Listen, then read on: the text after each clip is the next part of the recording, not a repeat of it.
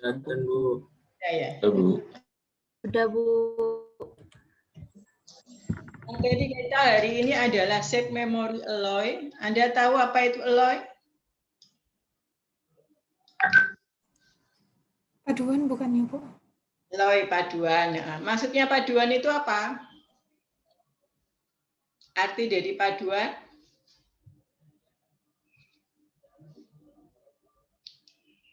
Karena kalau paduan berarti dia terdiri dari 2 atau lebih bahan. Nah, kalau ketika ada 2 atau 2 atau lebih bahan dicampur, digabung, direaksikan, maka sebenarnya yang terjadi adalah banyak hal. Kalau secara kimia, maka kedua atau lebih itu bisa bereaksi. Jika bereaksi nanti akan terbentuk molekul-molekul baru. Itu kalau secara kimia. Tapi kalau secara fisika, maka kita bisa menyebutnya dengan bereaksi juga. Tetapi bereaksinya adalah bukan di antara unsur-unsurnya, tapi atom-atomnya yang bereaksi. Di atom-atomnya yang bereaksi. Di mata kuliah fisika bahan, itu bagaimana atom-atom itu bereaksi, maka sebenarnya ada mekanisme, kalau Anda ingat mekanisme interstisi sama mekanisme substitusi. Jadi kalau misalkan sambil saya gambar ulang, saya gambar coret-coret gitu, maka misalkan nanti ada atom, yang ini gelap, yang ini bundar, nanti ini yang gelap. Nah, masih ingat dulu mungkin materi fisika bahan. Nah, ini yang disebut sebagai bereaksi, tapi atom-atomnya yang bereaksi. Kalau secara fisika, kalau secara kimia nanti reaksi membentuk unsur baru, liquid sama liquid. Nah, kalau kita ngomong secara fisika, kita ngomong atomnya. Nah, paduan adalah atom-atomnya ini saling berinteraksi, bisa nanti secara substitusi, kalau seperti ini maka substitusi, kalau interstisi dia nyelip di antara ruang-ruang kosong, dia nyelip, ini disebut sebagai paduan. Loh, selain paduan ada apa lagi? Nah, selain paduan itu ada yang ketika 2 buah atom dia tidak bisa berpadu. Maka nanti ya sudah, karena tidak ada kesesuaian bisa jadi karena ukurannya berbeda, karena nanti ada sifat elektronegativitasnya yang berbeda sehingga tidak bisa berpadu, tidak bisa saling menyisip seperti ini. Sering digambarkan kalau paduan itu seperti roti kue bolu misalkan ya, roti. Ada telur, ada tepung, ada gula, ada mentega. Ketika diproses, dijadikan roti, maka tepungnya akan hilang, telurnya akan hilang, menteganya akan hilang, gulanya akan hilang. Menjadi material baru yang disebut sebagai roti. Tapi kalau tidak bisa berpadu, misalkan beras merah dicampur dengan, atau ketan hitam dicampur dengan ketan putih, tidak dimasak, maka dia akan tetap campur, tapi masing-masing akan terlihat, tidak diperoleh material baru. Nah, alloy itu yang kayak roti tadi. Shape memory berarti dia mengingat bentuk. Maka shape memory alloy adalah paduan yang dapat mengingat bentuk. Nanti materi setelah ini minggu depan akan ada SMP, shape memory polymer. Nah, itu bahan polimer. Nah, sekarang alloy dulu.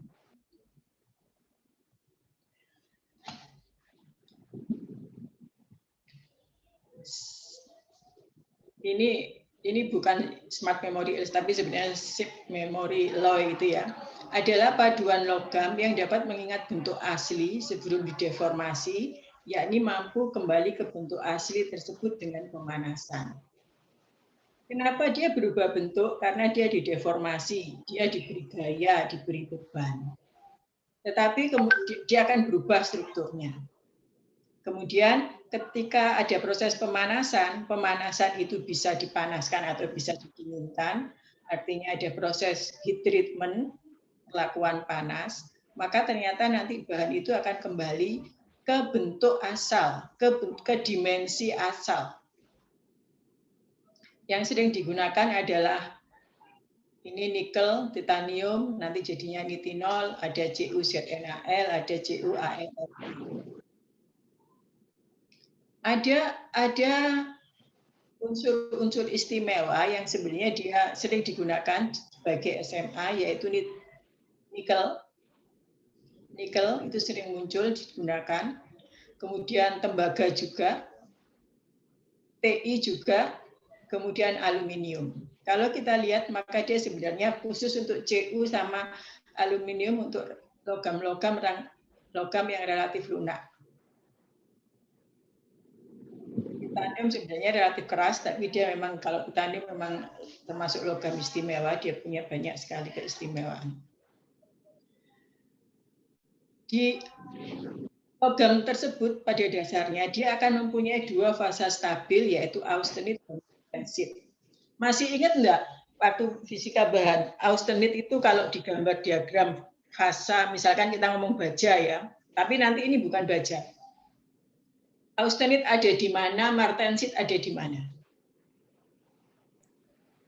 Ini di tengah. Austenit di mana? Austenit dulu. Di tengah, Bu. Austenit di atas, di tengah ya, daerahnya luas. Iya. Kalau martensit? Martensit ada. Kalau martensit ini di rekayasa bahan. Kalau di diagram fasa dia berada di daerah mana?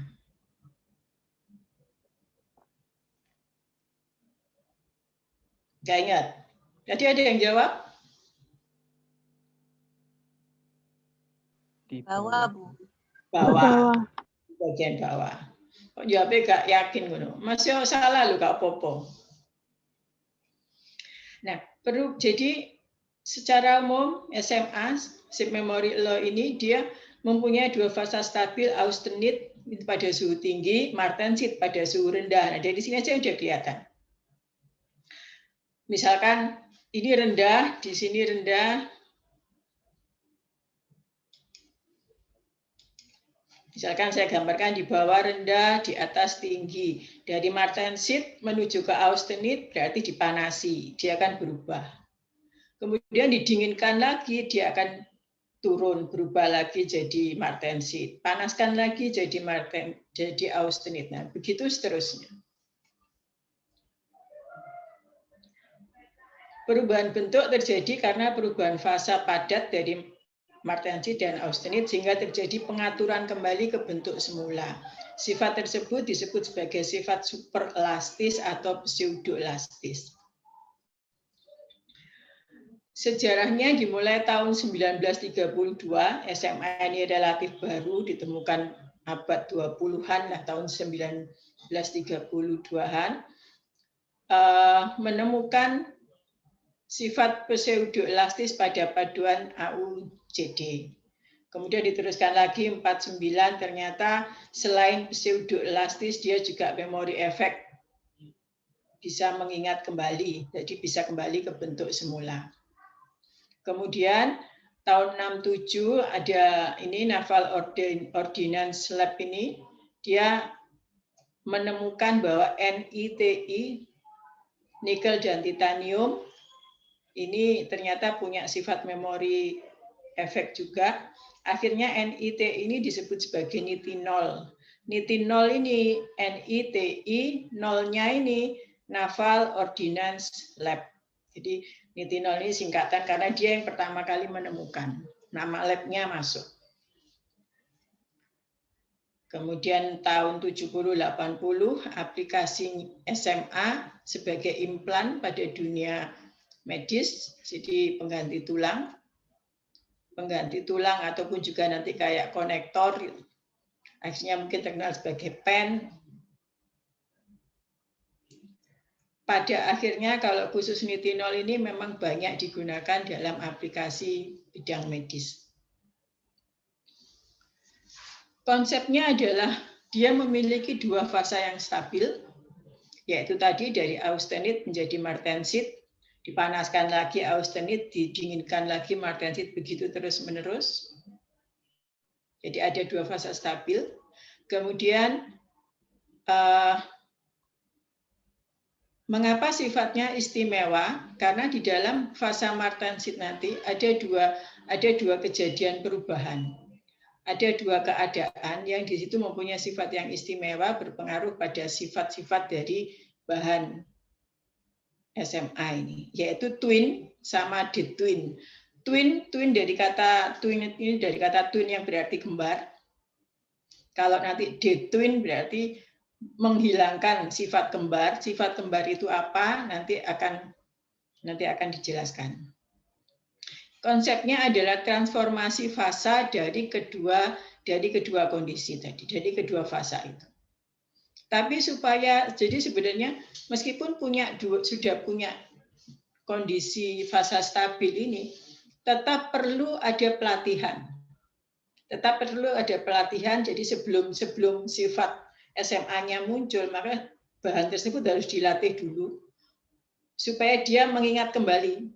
Oh, dipanaskan ke austenit, didinginkan martensit, dipanaskan austenit, didinginkan martensit, begitu terus menerus sampai kemudian dia sudah tersimpan memori perubahan itu.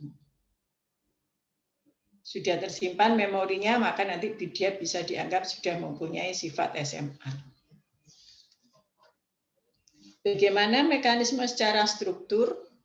Maka kita lihat di sini. Jadi dalam kondisi austenit gambar yang sebelah kiri, strukturnya adalah BCT. BCT itu body center, dan ini BCT, tapi yang austenit di sini body center tetragonal, di mana sisinya A dengan A. Kalau kita dulu belajar gizi Bravais kan, ini ada sumbu X, Y, Z.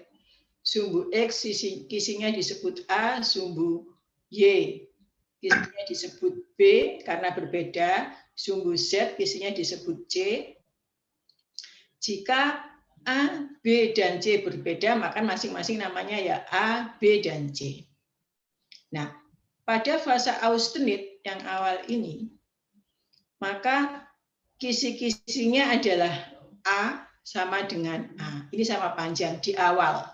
Pada suhu yang tinggi, A sama dengan A. Austenit.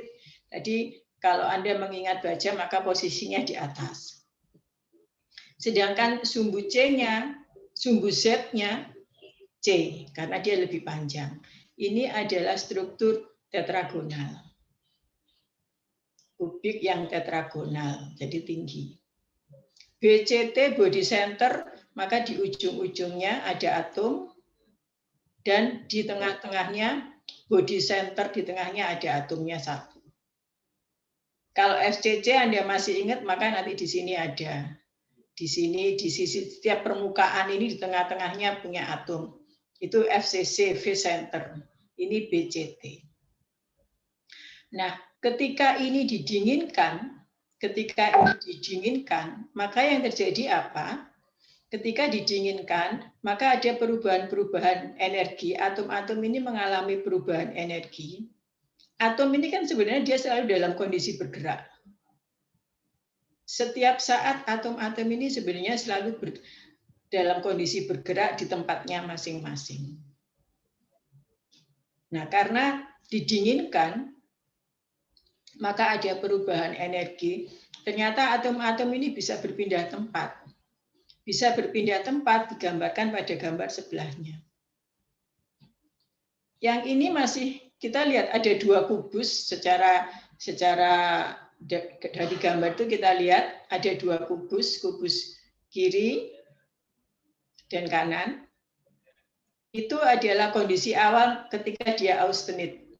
BCT yang awal. Ini A, ini A, ini C. atomnya ada di ujung di atas sama pojok-pojok di bawah dan di tengah yang hitam ini. Namun karena ada perubahan energi, ada atom-atom bergerak, maka pergerakan atom itu ada atom yang bergerak mengisi yang di sini. Yang di sini nih. Mengisi yang di sini ini, mengisi posisi phase center. Di sebelah sini pun juga ada.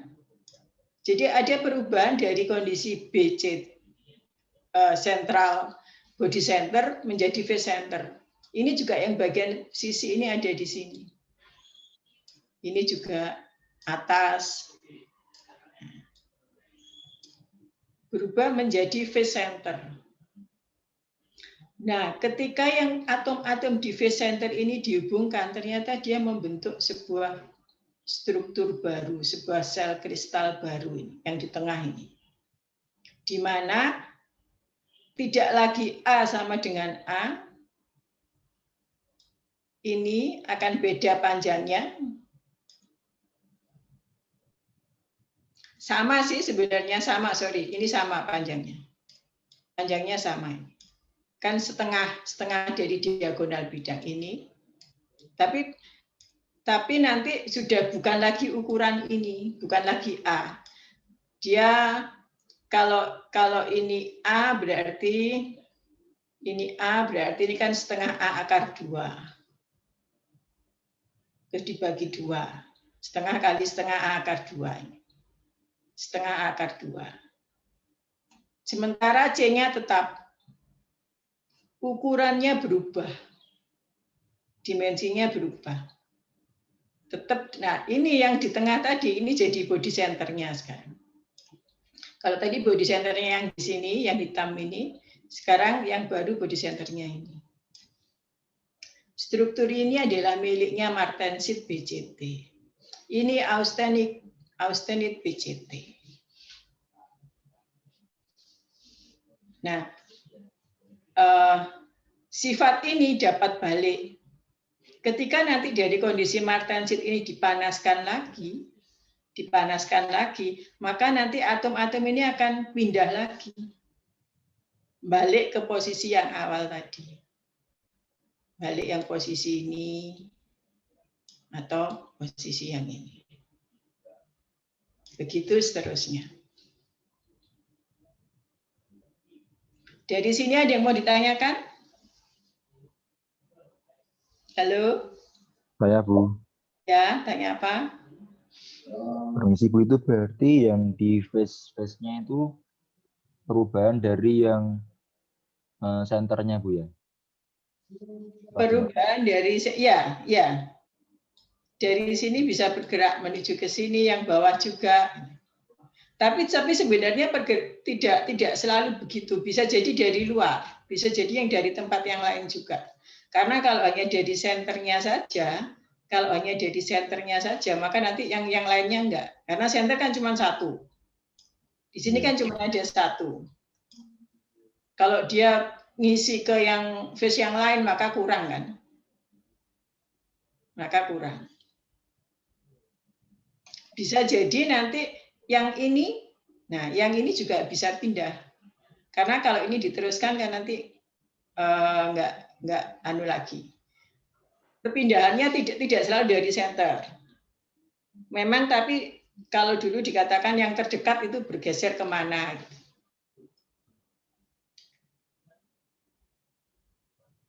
Gitu ya? Ya, Bu. Ya. Ada lagi?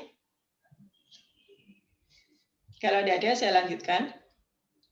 Nah, perlu diingat, meskipun dulu sudah dibahas masalah austenit dan martensit, khususnya pada saat rekayasa bahan itu adalah yang dibahas adalah baja, tetapi baja tidak termasuk dalam SMA, meskipun dia bisa kembali. Jadi baja bukan termasuk smart ini. Nah, sekarang tentang twinning. Twinning, dari kata twin, maka kembar, artinya sama juga pada umumnya, artinya kembar. Kembarnya bagaimana? Jadi misalkan sekarang dalam kondisi biasa, dalam kondisi tidak ada perlakuan, susunan atom-atomnya seperti ini. Ini bagian permukaan, ini adalah bagian permukaan, ternyata susunan atomnya seperti ini. Ini kita lihat BCT ya, jadi panjang, ini C-nya. Yang lebih panjang ini C, yang pendek ini A. Atau ya A. Kemudian bahan ini diberi gaya atau diberi deformasi, diberi tekanan ini gaya ke arah di sini dan ke arah ini. Jadi kayak seolah-olah kayak digeser. Nah, apa yang terjadi? Maka kalau kondisi awal ada yang namanya bidang twin plane ini, bidang twin kalau seperti ini. Maka ini kalau gini kan nggak bisa bidang twin plane ini, bidang twin ini seolah-olah dia itu kayak garis simetri lipat. Seperti simetri lipat, ketika dia dilipat di sini, di garis ini, bidang ini, maka posisi atomnya akan saling bertumpuk. Nah, kondisi yang awal ini belum ada twin. Kondisi yang awal ini belum ada twin. Coba Anda bayangkan ketika dilipat di bidang ini, apakah atomnya bertumpuk atau tidak antara yang sebelah kiri dan kanan?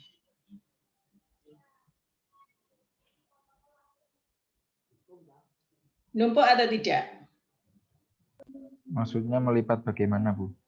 Jadi ini seolah-olah kertas, dilihat dari depan gitu ya, seolah kertas, kemudian dilipat pada garis ini, pada bidang ini. Ini kan sebenarnya 3 dimensi, ke dalam kan juga ada susunan atom. Tapi dianggap sebagai sebuah luasan, dilipat jadi 2. Nanti atom-atomnya semua saling numpuk enggak? Yang kiri dan kanan. Iya, Bu. Sebagian, Bu. Oh, sebenarnya, Bu. Soalnya nggak simetris. Mosok ini numpuk? Ya, beberapa titik, Bu. Kalau kebanyakan sih enggak, Bu. Enggak nuntut sama titik yang sama gitu loh, Bu. Misalkan ini, kalau dilipat kan mestinya dia di sini kan? Iya, Bu.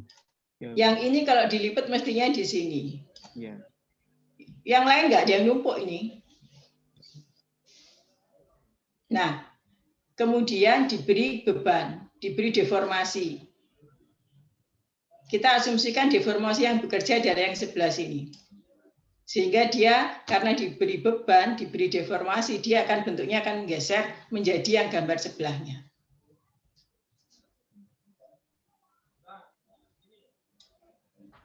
Ini taruh bawah yang ganggu. Nah, ini mestinya kan lurusnya gini. Kemudian ditekan sehingga dia menjadi garis yang lurus ini menjadi yang ini miring ini. Posisi atom yang di bawah yang ini tadi, posisi atom ini itu kan mestinya di sini. Dia turun menjadi yang hitam ini. Begitu juga yang di bawah ini, mestinya dia di sini, dia turun. Begitu semuanya turun. Karena dia diberi deformasi menjadi yang hitam-hitam yang lebih gelap ini. Nah, ketika kemudian dilipat pada bidang twinnya, maka Anda lihat sekarang. Ini akan simetris dengan ini. Ketemu, numpuk. Kalau dilipat jadi 2 akan numpuk. Ini akan simetris dengan ini. Ini juga akan simetris dengan ini. Dan seterusnya. Semuanya akan menjadi simetris antara kiri dan kanan.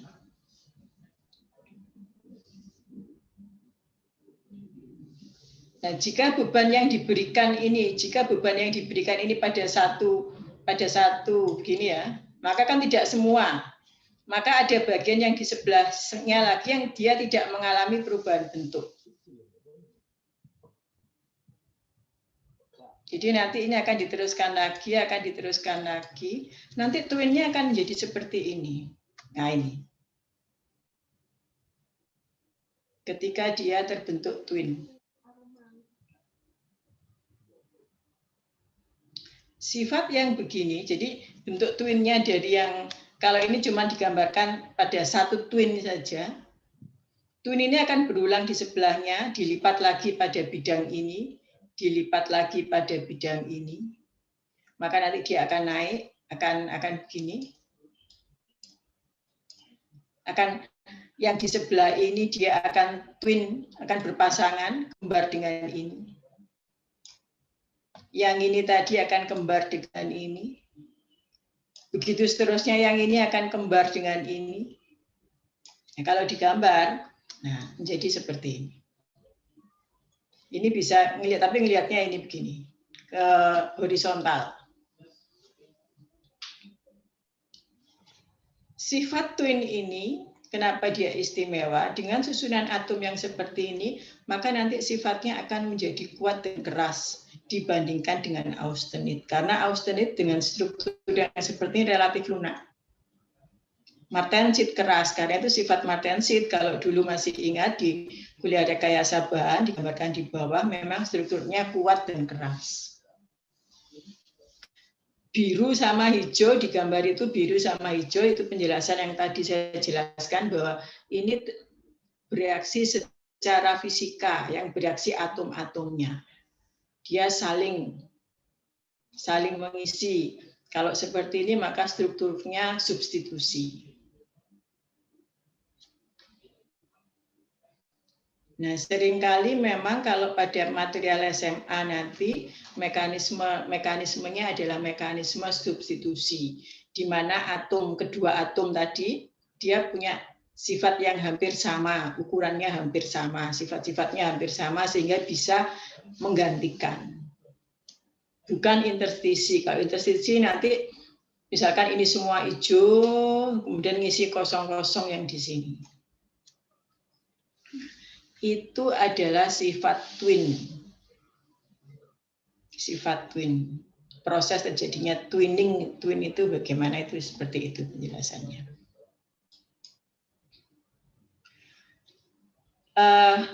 Twin juga bisa digambarkan dalam bentuk seperti ini. Jadi sama, ada sebuah material awalnya dia gini, kemudian diberi gaya geser ini, maka akan ada bidang slip. Bidang slipnya pada beberapa bidang, maka menjadi seperti ini. Bidang slip ini kemudian kalau misalkan sampai terjadi deformasi secara keseluruhan di bidang ini, maka nanti seolah-olah bahannya berubah menjadi seperti ini. Di mana bidang ini dengan ini itu nanti sama, terbentuk twin di dalam bentuk ini. Terbentuk twin. Bidang twinnya di sini dan di sini. Itu twinning. Ada pertanyaan untuk di sini? Jelas, Bu. Jelas, saya lanjutkan ya. Nah, sifat superelastis tadi, sifat superelastis atau pseudoelastis itu bagaimana? Maka digambarkan ada kurva dan juga penjelasan gambar ini. Perubahannya adalah dari martensit ke austenit. Dari temperatur rendah ke temperatur tinggi. Jadi garis ini, garis horizontal ini adalah temperatur. Kalau ke kanan temperaturnya naik, ke kiri temperaturnya turun.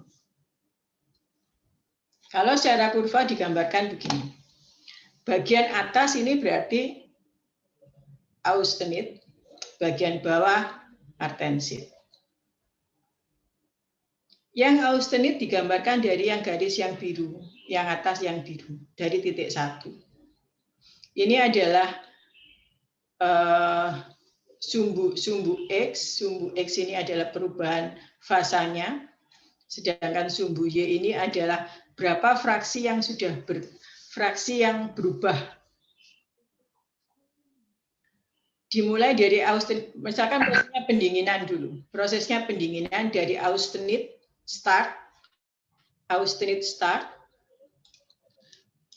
dari austenit start, AS ini austenit start, berarti di sini. Atau bisa kita anggap mulai dari sini. Ini, di sini. Ke austenit finish, AF, austenit finish. Kemudian temperaturnya didinginkan. Jadi dari austenit start ke austenit finish awal menjadi austenit, bentuknya sudah seperti ini. Kemudian didinginkan menjadi martensit, temperatur turun, dimulai dari martensit start, MOS martensit start, itu martensit start. Kemudian mulai terbentuk martensit dari yang dia 0, tidak dari di sini martensitnya 0. Kemudian didinginkan terus, maka martensitnya bertambah banyak sampai akhirnya terbentuk martensit semua, 100% martensit. Maka di sini martensit finish. Nah, ini begini. Ini akan kembali begitu terus membentuk sebuah siklus histeresis. Begitu seterusnya. Ketika ada perubahan temperatur, didinginkan, dipanas. Ini kalau yang gambar atas didinginkan menuju ke martensit. Dari yang semula strukturnya BCT, dia akan menjadi twin. Kemudian dari proses twin martensit dipanaskan lagi, akan balik lagi ke BCT. Sehingga proses yang ini tadi, proses perubahan dari austenit yang BCT menjadi martensit. Nah, ini akan berulang terus. Gitu seterusnya. Itu disebut sebagai sifat superelastis atau pseudoelastis. Membentuk kurva histeresis tertutup, gitu seterusnya.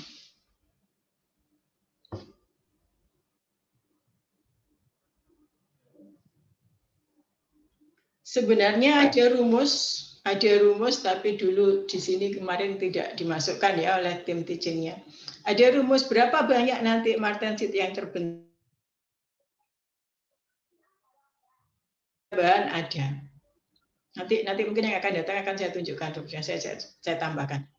Jadi ada rumus berapa banyak martensit yang terbentuk ketika proses sudah biasanya 50% yang dijadikan acuan. Atau juga sama dari austenit start menuju ke austenit finish.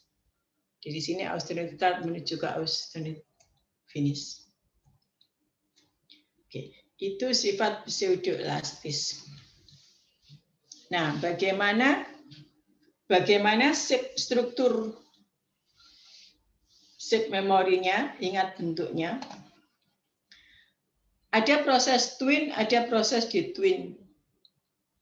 Kalau dari proses, jadi yang tadi, ketika dia diberi gaya itu maka dia diberi loading.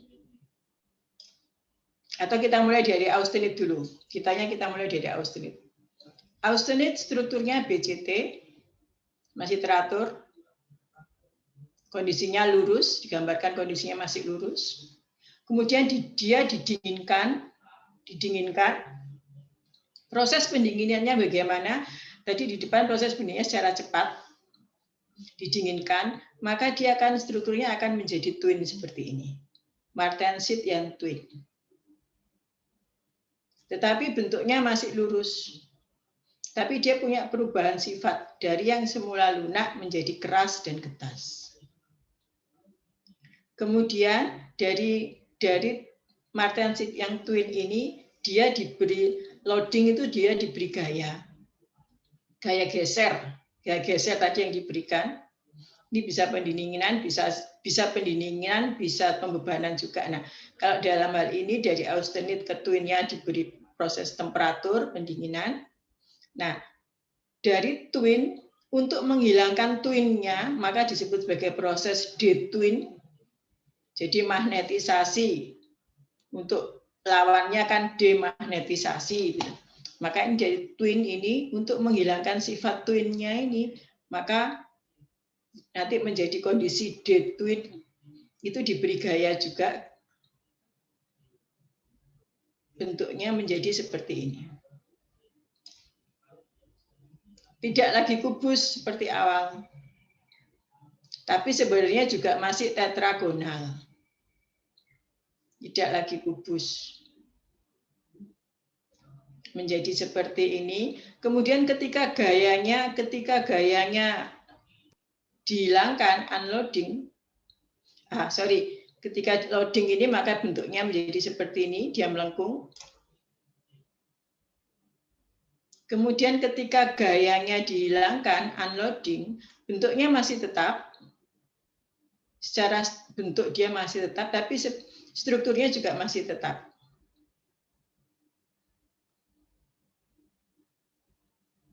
Supaya dia kembali ke austenit lagi, dipanaskan. Karena tadi martensi temperatur rendah, austenit temperatur tinggi. Supaya kembali, maka dia dipanaskan. Proses ini berulang terus-menerus. Maka dia akan mengingat bentuknya. Bentuk awalnya apa? Ya austenit ini. Bergantung tapi sebenarnya nanti kebutuhannya apa. Tapi pada dasarnya bentuk awalnya ya yang kondisi austenit. Kemudian didinginkan, ada proses loading, unloading, dipanaskan, balik lagi ke austenit. Ini secara kurva posisi sumbu X ada loadingnya. Load ini sebenarnya nanti ya sama dengan pemberian gaya juga. Gitu. Kalau temperatur maka proses bisa pemanasan, kalau bawah pendinginan. Maka misalkan sekarang dari kondisi austenit didinginkan, cooling menjadi twin martensit, diberi gaya menjadi seperti ini, twinnya hilang, tapi tetap martensit, dipanaskan balik lagi. Nah, ini 3 siklus 3 ini perubahan digambarkan kalau secara dalam posisi kurva dalam grafik load sama temperatur posisinya begini. Proses mengingatnya. Nah, memori efek ini tadi digambarkan. Dari semula lurus diberi loading, dia menjadi lengkung. Kemudian ada proses pemanasan lagi, dia menjadi lurus lagi, menjadi lurus lagi. Tapi lurus yang C sama yang D ini, yang C sama yang D ini beda struktur. Yang ini masih martensit, yang ini sudah austenit. Terus nanti yang balik ke sini lagi.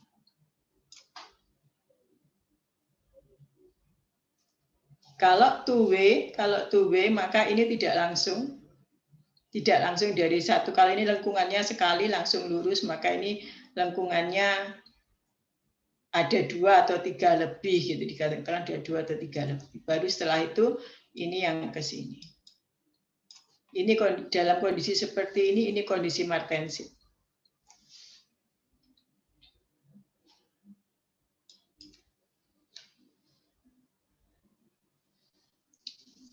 Saya lanjut ya. Nah, sekarang proses pembuatannya bagaimana? Pada umumnya proses pembuatannya adalah dengan metode casting. Casting itu adalah metode pengecoran. Nah, pengecoran itu berarti dia bahannya harus dalam kondisi liquid, harus dicairkan dulu. Yaitu di sini dengan teknik peleburan khusus yang menjamin kemurnian bahan yang dicampurkan dan telah tercampur dengan baik. Setelah tercampur, sudah atom-atomnya sudah saling mengisi posisi masing-masingnya. Itu yang dikatakan telah tercampur dengan baik itu, atom-atomnya telah mengisi. Kemudian ada proses pendinginan, jadilah bahannya. Jadi bahan-bahan misalkan kayak tadi nikel sama titanium, maka nikel dan titaniumnya itu akan dengan komposisi tertentu akan dilebur, akan dicairkan. Kemudian atom-atom saling mengisi, tercampur dengan baik, kemudian didinginkan. Ada yang dijadikan kawat, ya tergantung nanti maunya dibuat bisa lembaran, bisa kawat, tapi memang kebanyakan kawat. Proses kawatnya ada proses drawing. Nah, bagaimana shape memorinya muncul, maka perlu proses pelatihan. Tidak kemudian ketika sudah jadi, sampel sudah dibuat, maka dia langsung dianggap shape memory, enggak. Tetap ada proses pelatihan. Nah, pelatihan menentukan bentuk yang akan diingat oleh paduan ketika dipanaskan. Caranya pelatihannya ya gimana? Ya proses berulang, dipanaskan, oh strukturnya begini, jadi BCT, didinginkan menjadi martensit BCT, tapi panjangnya, dimensinya kan tadi sudah menjadi lebih kecil. Dipanaskan lagi balik austenit, dinginkan lagi balik martensit dengan ukuran masing-masing. Ya, terjadi dengan pemanasan berulang sehingga ada dislokasi yang diatur sehingga berada pada posisi yang stabil.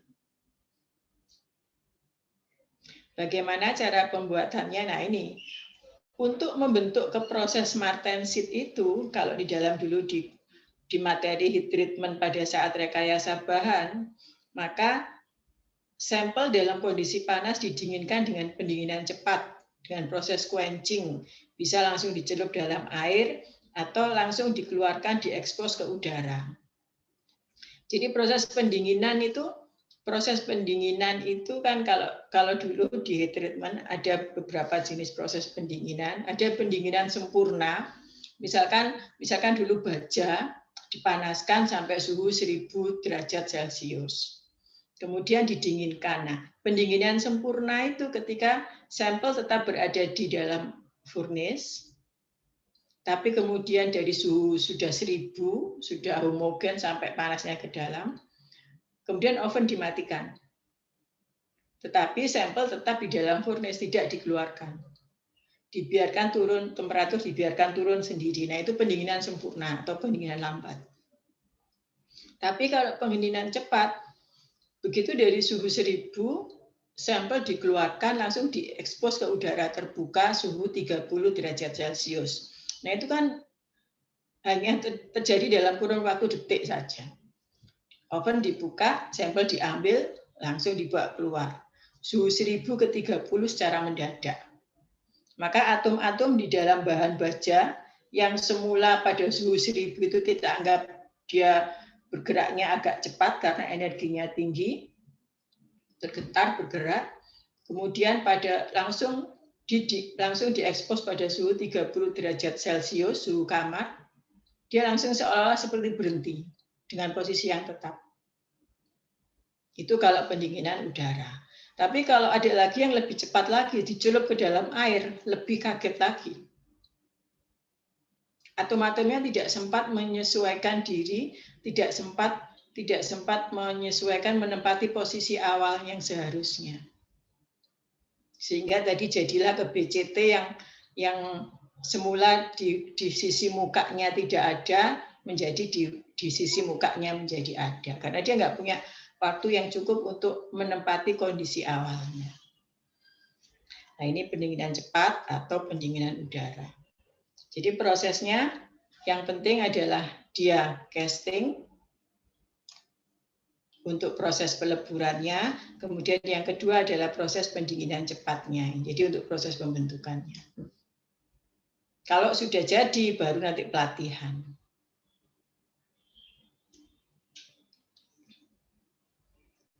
Ini beberapa contoh. Ini sayap pesawat, dia di dalamnya juga ada SMA-nya. Atau ini pipa, tabung pipa, bagaimana memasukkan, atau juga pada kawat pada lengan robot, seolah-olah nanti dia akan bisa bergerak. Nah, tapi kalau ini bukan temperatur, kalau ini pembebanan, jadi loadingnya, fungsi loadingnya.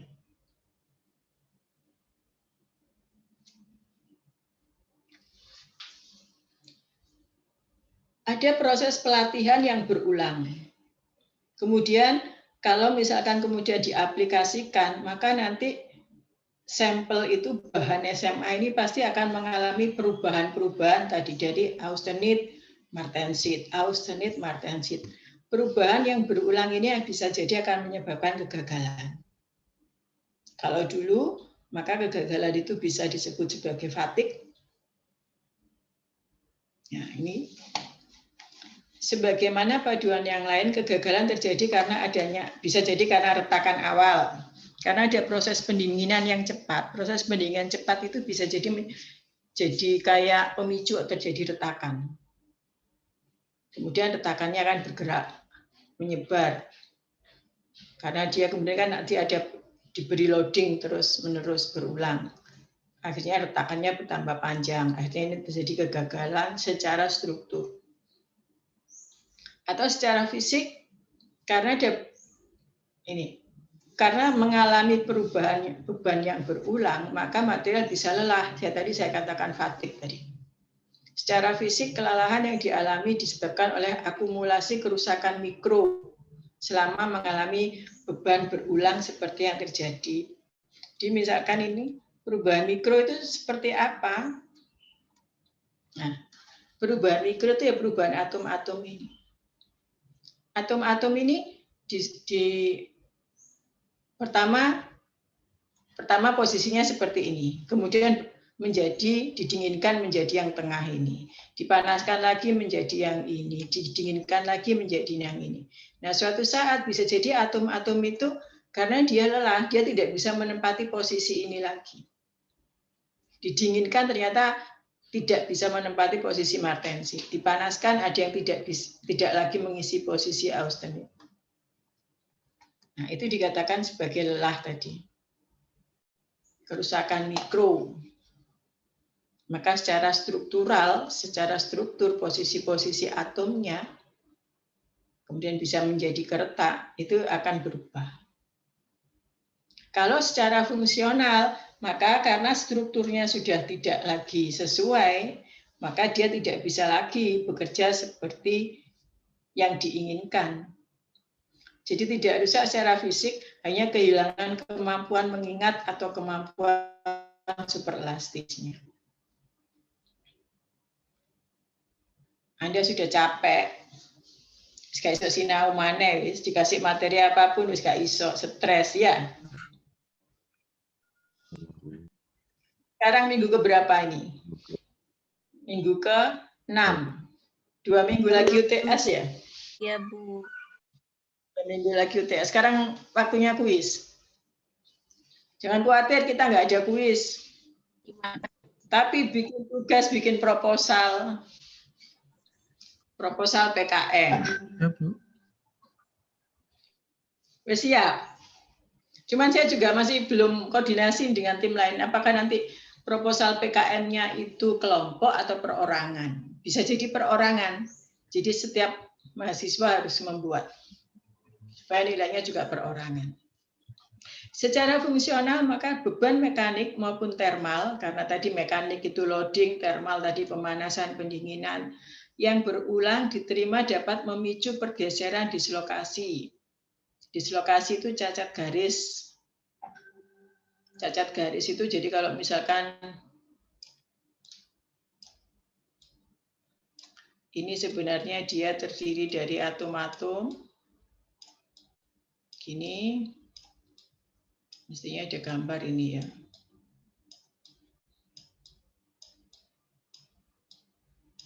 Nah, ini nanti bisa jadi ada yang hilang atau bisa jadi ada yang masuk. Tapi membentuk sebuah garis. Atau kita asumsikan nanti 3 ini hilang. Kalau hilang 1 cacat titik, kalau yang hilang misalkan 3 ini hilang. Maka ini akan jadi sebuah cacat garis yang disebut sebagai dislokasi. Hilangnya kemana? Ya karena tadi pindah tempat itu tadi. Ternyata ketika dipanaskan dia pindah tempat, ketika didinginkan dia tidak bisa kembali ke sini lagi. Maka timbul dislokasi.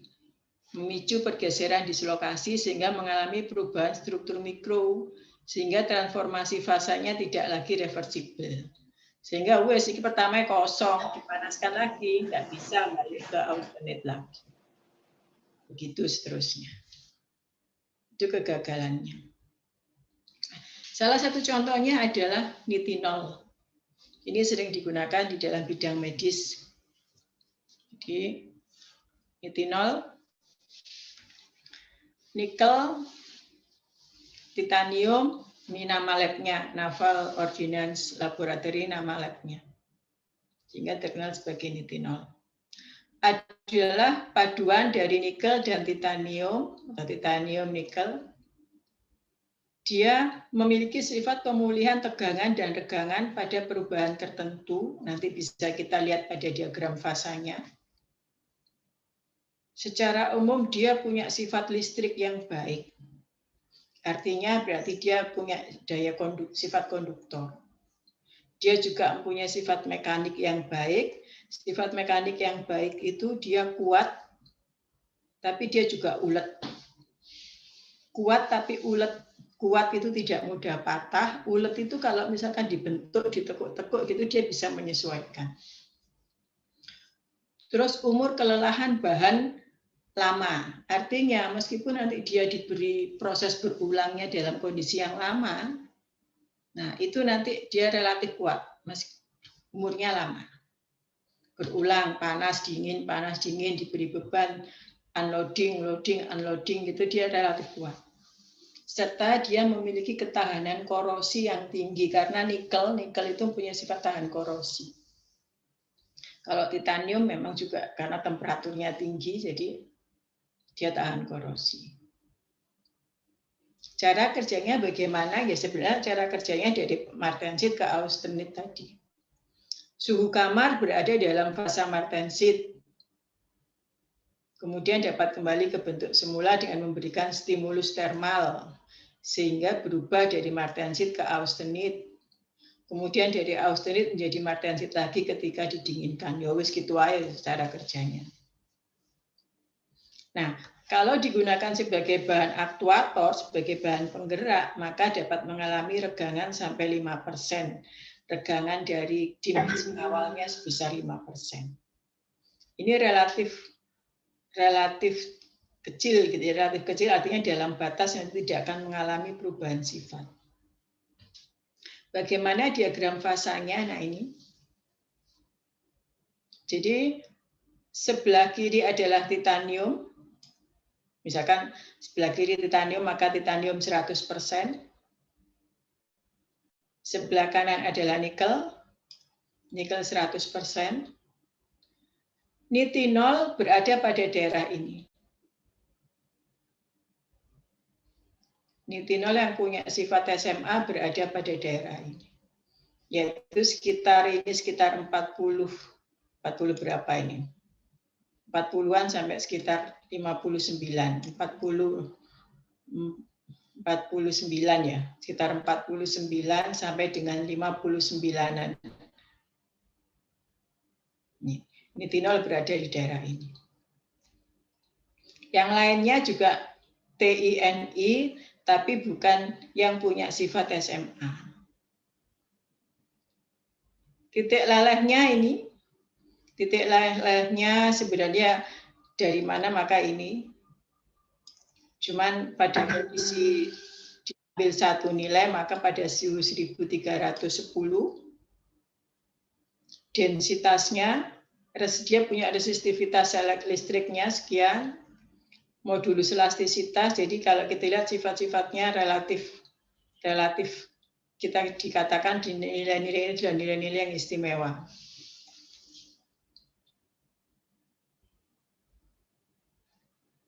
Jadi ini 45, sekitar 45 sampai 59. 45-nya meskipun kalau digambar ini di atas 48 ya, tapi 45-nya ini ngambil yang TI-nya ini juga, 59-nya juga ngambil yang ini. Tapi yang SMA-nya pada daerah ini.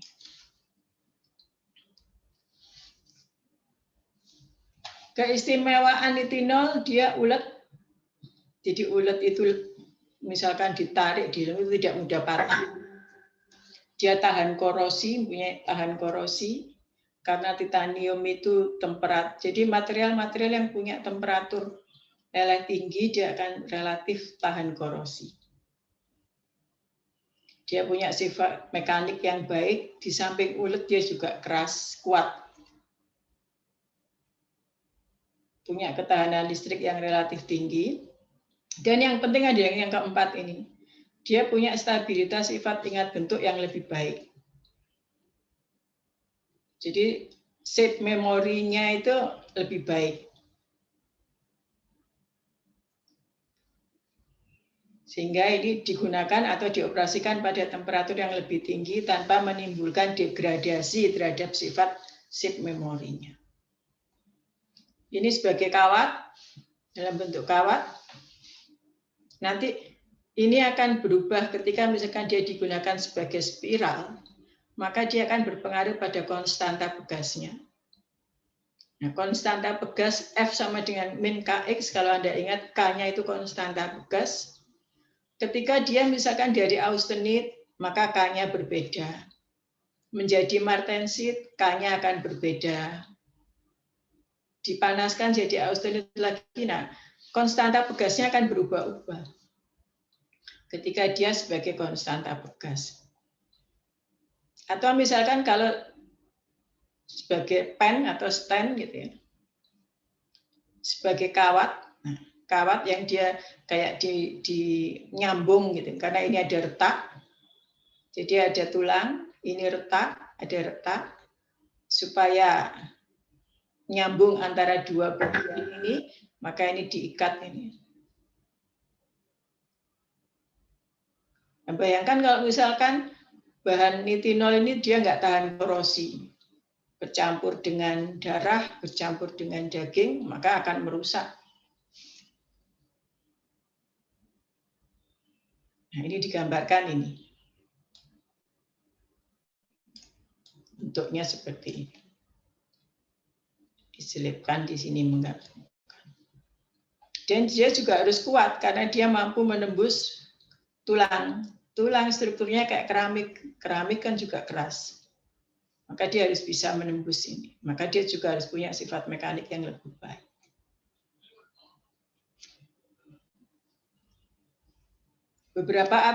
Beberapa aplikasi yang lain, kawat gigi. Ada kawat, ini pada tadi penghubung tulang yang patah tadi. Ada kertakan, ini ada kertakan, maka ini dihubungkan. Ada kawat gigi sehingga mengikuti bentuk gigi kita.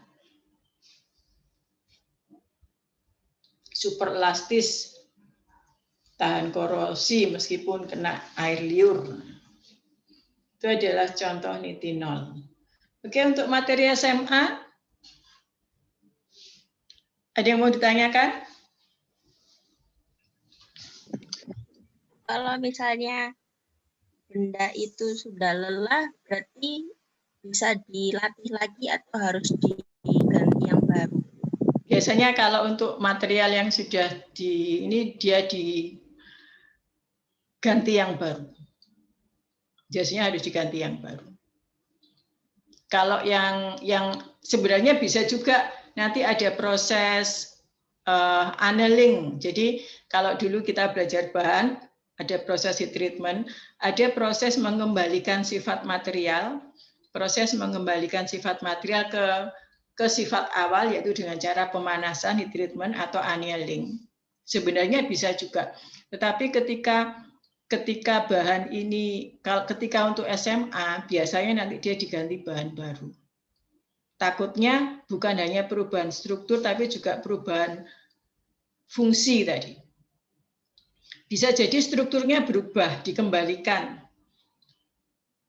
Jadi kalau yang tadi yang sifat istilahnya refreshing, annealing itu untuk mengembalikan ke sifat awal, itu secara dimensi, secara struktur dia akan berubah.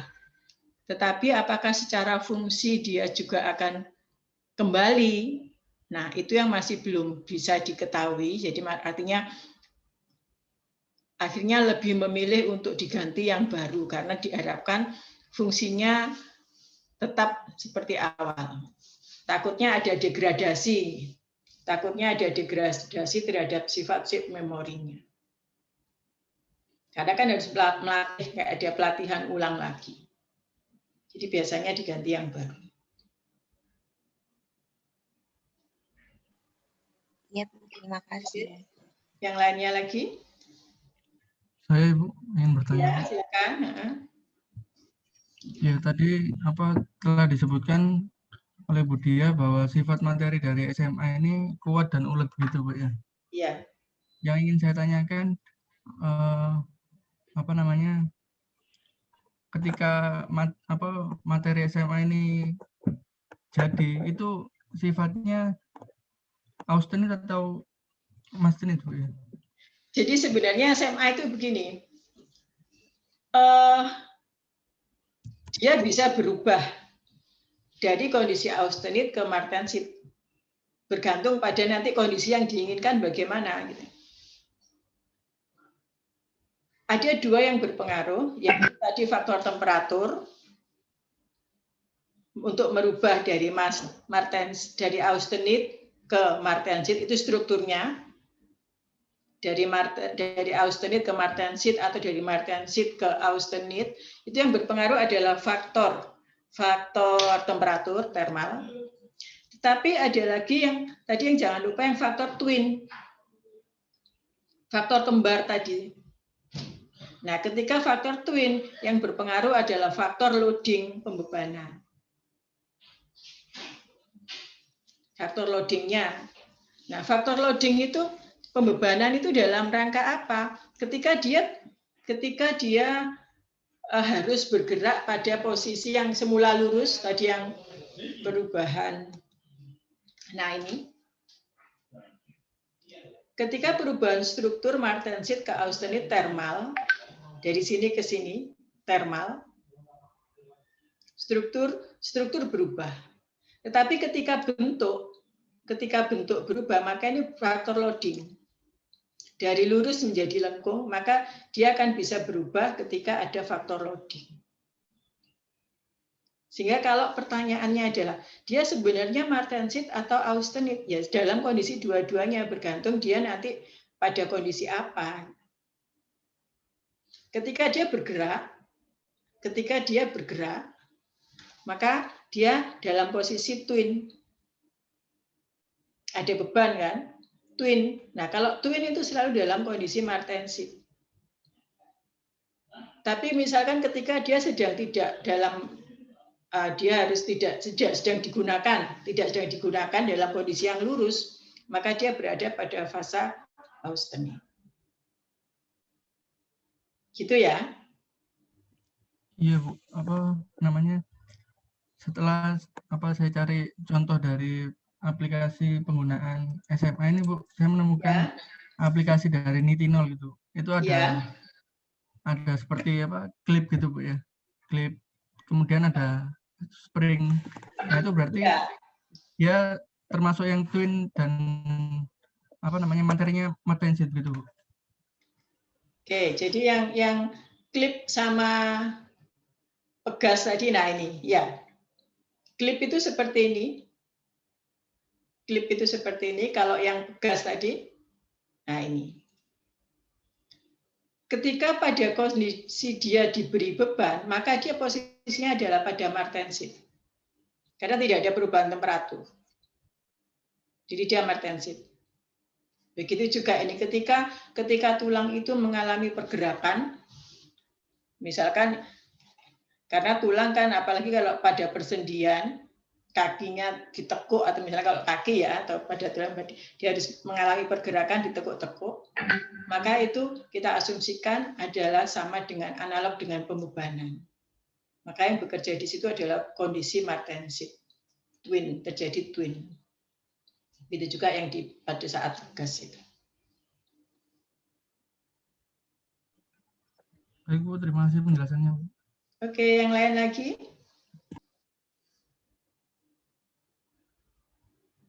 Nggak ada?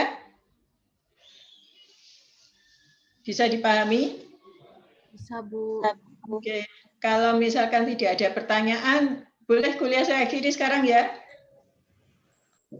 Boleh, Ya, Bu. Bu. Oke. Ya, Bu. Absen sudah semua? Sudah. Absen Bu, sudah absen. semua? Absennya Ayu yang minggu lalu belum diganti. Iya, wis tak ojo khawatir masalah absen. Apa takut nggak boleh ikut ujian ya? Takut jatah bolosnya berkurang, Bu. Ya, saya kadang untuk ngubah itu maksud saya butuh aku sekalian nanti semua ngubah gitu biar nggak ada yang nambah-nambah. Kalau absen iya. semua tak anggap tak tandai hadir nanti pada akhirnya. Ada lagi? Kalau tidak ada, bisa saya akhiri dulu ya. Kita ketemu lagi minggu depan. Oh ya, sambil sekalian setiap mahasiswa sekarang memikirkan untuk membuat proposal PKM. Dalam hal ini adalah PKMKC. Syukur-syukur kalau bisa ke PKMT sudah bisa diterapkan. Yang berbasis pada bahan smart material ini. Nanti lebih detail lagi setelah kami tim teaching untuk mata kuliah smart material sudah selesai saling membicarakan. Oke ya, absen jangan lupa. Mesti selalu saja setiap kuliah nggak hanya material cerdas, kuliah lain itu kalau sudah selesai gitu, Bu, saya tadi lupa absen, Bu. Padahal saya itu ya selalu mengingatkan. Kalau nggak ada lagi, saya akhiri dulu kuliah kita hari ini. Terima kasih atas kehadiran Anda. Terima kasih atas perhatiannya juga. Saya akhiri. Wassalamualaikum warahmatullahi wabarakatuh. Waalaikumsalam warahmatullahi wabarakatuh. Oke, sama-sama. Terima kasih, Bu.